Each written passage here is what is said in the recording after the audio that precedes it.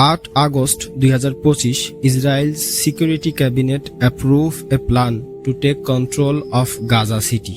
ইয়ানি ইসরায়েলের মন্ত্রিসভা গাজা সিটি দখল করে নেওয়ার পক্ষে রায় দিয়েছে। প্রথমত এই ম্যাপে দেখুন, ইউএনের কথা মোতাবেক 87% গাজা ইসরায়েলি মিলিটারাইজ জোন। সহজ করে বললে আপনি সেখানে যেতে পারবেন না, বিকজ ইসরায়েল দখল করে আছে। গাজা অকুপেশন প্ল্যান এর 5টা স্টেজেস আছে। নাম্বার 1, ডিসআর্ম হামাস, হামাসকে নিরস্ত্র করা। নাম্বার 2, রিটার্ন অল হস্টেজেস, জীবিত ইয়া মৃত। হামাসের কাছে এখনো ইসরায়েলের 20 জন জীবিত হস্টেজেস আছে, তাদেরকে সহি সালামতে ফেরত নিয়ে আসা। নাম্বার 3, ডিমিলিটারাইজ গাজা, ইয়ানি হামাসকে নিরস্ত্র করার পাশাপাশি পুরো গাজাকে নিরস্ত্র করা, যাতে ভবিষ্যতে গাজা ইসরায়েলের জন্য কোনো থ্রেট না হতে পারে। Number 4, Israeli security control over the Gaza, গাজায় ইসরায়েলের নিরাপত্তা নিয়ন্ত্রণ প্রতিষ্ঠা।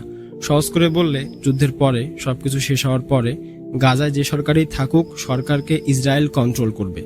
আর নাম্বার 5, হামাস ও ফিলিস্তিন কর্তৃপক্ষ মুক্ত বিকল্প বেসামরিক প্রশাসন প্রতিষ্ঠা। সহজ করে বললে যুদ্ধের পরে হামাস বা ফিলিস্তিন কর্তৃপক্ষ পিএ কেউ গাজায় বেসামরিক প্রশাসন চালাবে না, এর পরিবর্তে অন্য কোনো সরকার এখানে প্রতিষ্ঠা করা হবে। তো এই হচ্ছে নেতানিয়াহু আর জায়োনিস্ট মন্ত্রী লোকদের প্ল্যান।